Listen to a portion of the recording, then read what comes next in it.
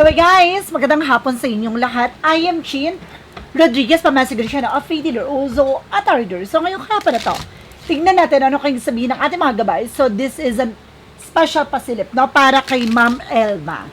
No, hagilapin natin, natuklasin natin, maaring masagap natin sa energy niya. So once again, ito ay pawang gabay lamang, no? Upang masilip yung mga bagay na posibleng mangyari sa hinaharap, upang magsilbing gabay sa kanya. No, itong reading na to ay gabay lamang po, ha? No, pwede mangyari, pwede hindi mangyari. Ito ay gabay lamang po. Okay. And guys, don't forget to like and subscribe my channel and hit the bell for more videos update. Maraming salamat sa mga walang sawag support sa aking channel. Lalo-lalo nang dirigis-skip ng ads away, pagpalain po kayo ng Diyos at may kapal-siksik-lig-lig umapo na biyayang manang balik sa inyo. So let's see guys, what is the messages, advices, no, ng ating angel spirit na para kay Ma'am Elma. Let's see and watch this. Tuklasin natin na maaaring masagot natin sa energy niya. Nakalamin natin yung mga bagay na maaaring naganap or magaganap. Let's see. Angel Spirit, please give me information pa. Okay, there's an Knight of Swords. See, unang bagsak na bara, there's an anxiety, sleepless night. So, yun na nga, diba? Ganun din. Diba? Same atake, no? Kung baga nagkakaroon siya ng sleepless night, worries, no? Ayan ha, the Knight of Swords. Nakikita nyo naman yan. The Knight of Swords. And there's something yung Eight of Cups. Now, there's something yung moving forward, no? Kumbaga, meron ditong bagay na parang gusto niya makaalis at makalaya sa hindi maganda situation. The Eight of Cups, something yung abandonment, no? Parang iniwanan sa eksena, iniwanan sa ere, gano'n. So, may mga bagay dito na maaring nagdadala sa kanya upang magkaroon ng anxieties or something sleepless night. Additional messages. Now, there's an Eight of Pentacles, no? The Eight of Pentacles in reverse na hindi siya nakakapag-focus ngayon sa trabaho, negosyo, hanap buhay niya. Now, there's something, parang hindi siya nakapag-concentrate. Now, because the Ace of Cups, something in love. Now, there's something in love. Now, mayroong bagay na maaring ipapanalo niya dito ang pag-ibig o relasyon. So, maaring bagay na maaring, it's either manunumbalik ang pagmamahal or maaring may bagong pagmamahal na maaring dumating sa kanya. Angel Spirit, please give me information pa. And the Chariot for action moment, magkakaroon ng changes sa development sa situations niya. So, may mga pagbabago na maaring mangyari at maganap. Now, let's see. Additional messages tayo. And the Ten of Wands, something burden. Na may mga bagay na maaring nagpapabigat sa situations niya. No? Marami siyang mga alalahanin, obligation, responsibilidad. With the Eight of Wands, represents something and information. So, may mga informasyon na maaring nalalaman niya. Na maaring nagdadala sa kanya para ma-stress sa situations. Now, the Eight of Wands, something, a messages, phone call, and of course, an email, meron siya mga natatanggap na information dito. At there's a possibility na maaring makapag-trouble din siya. No, maaring mag-trouble siya. There's a Knight of Swords. Isa sa bagay na maaring nagdadala sa kanya dito ng fear, no? Ay, yung mga impormasyon, no? And of course, there's something in the Eight of Cups. Represent what? Ay, there's an 888, ha? There's an abundance. May swerte ditong taglay, ha? Now, there's a Seven of Swords. There's something in sneakiness. Now, there's a cheating, lying. So, meron ditong bagay na maaaring nagdala sa kanya upang maipit sa situations. Now, the Seven of Swords is something sneakiness. The Eight of Cups, something moving forward. Abandonment. Now, talaga nagkaroon ng cheating, lying. No? At maaaring iniwan siya sa eksena dito. At maaaring, kumaga, meron ditong, there's a secrets. Now, there's something hidden agenda. Now, there's a hidden enemy. So, meron dito talagang mystery sa likod dito. Maraming mga, kumbaga, nakatago pa na maaaring unti-unting malalantad. With the Eight of Pentacles reverse, represent guys with the Page of Pentacles. So, there's something a plan. So, kumbaga ngayon, bumubuo siya ng plano. Now, there's something investment or a plan. Now, there's a manifestation na maaaring ma-manifest niya but sinasabi dito, hindi siya nakapag-focus muna for a meantime. With the Ace of Cups, represent with the King of Wands. So, there's a vision. So, there's something I look at the figure picture. Para nakikita niya na, no, yung sarili niya. With the, okay. Meron ditong guys, there's a higher level commitment. No, meron ditong mas mataas na commitment pagdating sa relationship. No, maaring there's a possibility na maaring meron ditong itinatago na maaring ikakasal, maaring mangyari or maganap na maaring ikasali siya as soon as possible. As soon as possible. The Chariot card, represents with the Knight of Swords. Now, there's a success driven. May paparating talaga na maaring magtagumpay. na may mga parating na magiging mabilis na mga sitwasyon, no? And the Four of Cups, na there's something confusion, no? May mga over dito na maaring naguluhan siya, no? Maaring kumbaga nag-iisip-isip siya kung ano man itong mga bagay na to. Marami siyang bagay na iniisip mo na as of now, na marami siyang mga obligation, responsibilidad. With the Knight of Swords, the Eight of Wands, represented with the King of Cups, no? There is something devoted for the person. Now, yung tatay niya very devoted sa kanya. Now, because there's a Ten of Cups in reverse. Now, there's something happiness. Na parang, kumbaga, meron ditong bagay na hindi na masaya. Na bagay na parang itinago na lang. Na parang merong inabando na, iniwan sa eksena, gano'n. So, bagay, there's a Ten of Cups, something in the happiness in reverse yun eh. Na the Ten of Cups in reverse. Na parang hindi masaya, no, na void na, no, parang bagay na itinago na lang, gano'n. What is the Eight of Pentacles in reverse and the Page of Pentacles? Represent with the Justice card. Now, there's a Justice will be served. Makukuha yung Justice dito, guys. Makukuha yung balance. Nostalgia. What is the Ace of Cups because the King of Wands? Represent with the Emperor. See, there's something mature enough in being grounded. So, meron daw ditong very mature. No, or kailangan niya magkaroon ng respect at discipline sa sarili niya. With the Chariot card because the Knight of Swords, represent with that world, there's a possibility na mag-travel talaga international. Meron ditong plan na maaaring mag-ibang bansa or umalis ng bansa. There's a Tower moment for immediate changes. No, isa sa bagay na iniisip niya, yung, kumbaga yung masisira, no? Ang, yun na buong sitwasyon or na buong buhay, no? Parang, yun ang buo nila, na parang biglang guguho or biglang gumuho, na yun yung bagay na nagbibigay sa kanya ng pampabigat sa sitwasyon, na parang, kumbaga, worries, no? Parang hindi niya lubos maisip, ganun yun na dito. And there's a Six of Wands for victory. So, may mga bagay na mapagtatagumpayan dito. So, let's see, what is the additional messages with the Eight of Cups and the Seven of Swords with the Ten of Cups in reverse? There's a revelation. So, marireveal daw to. No, yung mga haka-haka about sa mga third parties, no? There's something revelation. Marireveal daw to, guys. Marireveal na rin daw yan. With the Eight of Pentacles in reverse, the Page of Pentacles, the Justice card, reverse with the Knight of Wands, unti-unti na, no? Unti-unti nang magiging balance ang situations niya, no? Magkakaroon ng balance dito. Additional messages.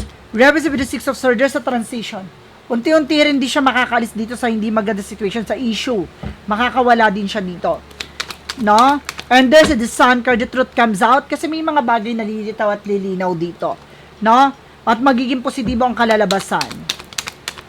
And of course, there's a Five of Cups for disappointment. Na parang, kumbaga, meron ditong regret eh. Na may mga bagay na hindi lubos maisip at matanggap.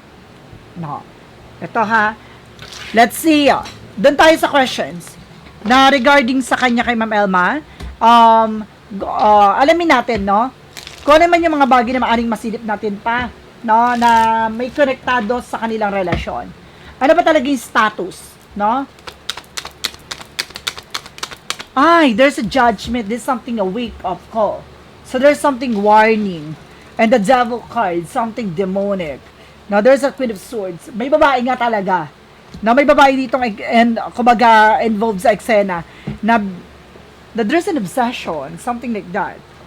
Now, merong bagay na parang kailangan mag-pay attention with the Page of Swords. There's something, get mo information. Na maraming, itong tao na to kumukuha na information sa kanila.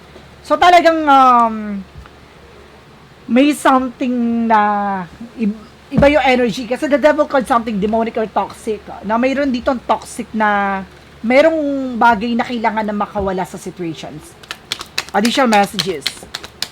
Yung hindi nalalaman ng karamihan. Now, there's a Two of Wands, so there's a choices. No, meron na, may pinili na dito. No, may paalala lang dito. O, sabi ko na nga, there's a Hierophant, there's a religious factor or religious group with the Devil card. No, talagang meron ditong involved about sa spirituality. Now, there's a judgment. Pinaalalahanan na eh. Now, may paalala na with the demonic eh. Na, diba, meron ako reading before about kay Sir Gavian na meron ditong something, a Devil card na merong ginawa sa kanya, gato ganyan, na yung babae na to, no, na maaring tanggalin, no? Ano ba yung bagay na nasa paligid niya, no? So, yun yon. No, nananatiling spy looking, watching. So, talagang susubaybay, no? Let's see, So, kumbaga yung relationship ba nila is, magkakabalikan ba sila soon? So, let's see, magkakabalikan ba sila? There's a hangman. No, there's something stuck. So, ibig sabihin dito, nakastuck sa situation, lutang nga. No, may ganong scenario sila eh. And the Three of Wands, no, may waiting for a Wheel of Fortune. So, may mga resulta ng lalabas, and the Wheel of Fortune will returning back. So, ibig sabihin nito, babalik to kung talagang para sila sa isa't isa. There's a destiny to happen. Now, the Wheel of Fortune. Something good luck. Additional, there's a Lovers, there's a possibility na magkakabalikan sila or maaaring magkaayos sila or maging maganda ang situations nila soon. So, sila pa rin pala hanggang dulo. No? Sila pa rin hanggang dulo. And of course, let's see. Now, with an Angel Spirit messages, Angel Spirit, please give me information pa. Bago tayo mag-Angel messages. So, there's a Nine of Pentacles na may potential siya para maging malago. There is something independent. And there's a Two of Swords. There's something decision, no, na kailangan niyang gawin. With a Knight of Cups, no, there's something a wish fulfillment. Matutupad na naman yung bagay na kanyang pangarap, hinihiling. With a Seven of Cups, no, may nagpapagulo na lang sa situations nila. So, meron talagang panggulo, no? So, let's see, what is additional messages tayo? No, pagdating sa ating Angel Spirit messages, ito ha, hindi ako nagbibigay ng messages na to, pagdating, sa mga private reading lang to eh. Sige, magbibigay tayo with a Yin and Yang Oracle card.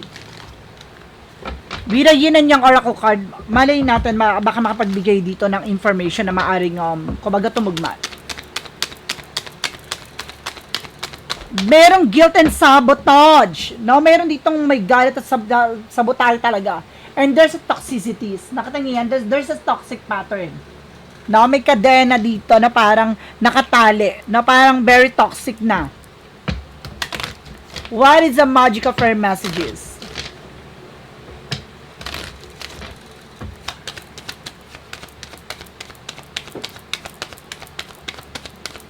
You get the power. So, ibig sabihin dito, use your ability to resolve this situation, you can do it. No, kaya niya makalis dito sa situations na to. No, for synchronicities, let's see. No, alamin natin for a love situation mamaya. Imagination. So, maraming plano siya, na marami siyang bagay na gustong mangyari. Marami siyang iniisip na gustong mangyari. And there's a root, no? Kumbaga maraming sangay-sanga, ugat, no? Maraming bagay na pinanggagalingan, malalim. No, marami mga malalalim na ano dito, no, na pinanggagalingan. Now, let's see what is the Romance Angels with the Mystic Love Oracle deck. Ito na tayo. Ay! Totoo ba? There's a break-up. And there's a peace. Magkakaroon ng kapayapaan. Na magiging mapayapa ang kanila. Oh, there's a break-up forever. Oh my God! Totoo ba? Ito nga, binabasa ko lang yung sinasabi ng baraha. Huwag nyo kinaartihan na. Charis. Let's see what is Archangel Michael messages. Self-respect. So, parang sinasabi ng Archangel Michael dito na kailangan niya respetuhin yung sarili niya. So, ibig sabihin dito, no, talagang, kumbaga, pinipilit niyang kumapit kahit na ang hirap na. Parang ganon. Na pinipilit niyang ilaban. What is the Jesus loving quote? Grabe yung grabe yung nararanasan ni Ma'am Elma as of now, ha. My Father give you the true bread from the heavens. So, kumbaga sinasabi dito with the Jesus loving quote, no? Ibibigay daw sa kanya yung mga bagay na makakabusog para sa kanya. Yung mga bagay na para sa kanya, yung mga bagay na mahalaga or importante para sa kanya. Nandito na tayo for clarification for a love situation. Ay, gara, no, there's something break up talaga. What is a clarifying for love situation? Whirlwind. Don't get caught up in the drama, choose peace. No? Don't get in the drama, choose go in peace. So, kailangan niya napiliin ng kapayapaan dito or yung kalayaan, no? Yung mapayapang sitwasyon. There's a peace eh. Talagang mayroong peace, guys. No, talaga meron sinasabing peace dito. Na mas magiging mapayapa siya sa magiging desisyon niya. No, kailangan niya lang talagang lakasan ng loob niya. Kasi may mga bagay tayo sa buhay natin na nakasanayan natin na parang natatakot natin bitawan, no? From what lies beneath, we hear the future. Subukan natin to, guys. From what lies beneath, we hear the future. Try natin kung makapagbigay ng energy. There's a red lipstick stains. Ay! There's a red lipstick stain. So, ibig sabihin dito, so, sino ba to? There's something red lipstick. So, ibig sabihin dito, mayroon nakitang stains, no? Parang, so, meron siyang suspecha, meron na siyang hinala or something. And there's a trash. No, there's something throwing away. So, talagang bagay na kailangan niya ng talikuran, kailangan niya ng itapon. No? Parang ganon. So, marami siyang bagay na kailangan na isalang-alan dito at kailangan niya ng mahalin ng sarili niya. Ay, guys, grabe tong energy na to, ha? Dito ako naloka talaga, guys. Diba? So, this is something in a special pasilip na para kay Ma'am Elma. So, once again, ito ay pawang gabay lamang, ha? Gabay lamang po ito. Pwede mangyari, pwede hindi mangyari, ito ay gabay lamang po. And of course, don't forget to like and subscribe my channel and hit the notification bell for more videos update. Maraming salamat sa mga walang sabog support sa aking channel. Lalo-lalo nang dirigi-skip ng ads, so ay pagpalain kayo ng Diyos at may kapal siksik liglig nag-uumapaw na biyayang manumbalik sa inyo. Maraming salamat. See you in the next video. Bye-bye. And babush.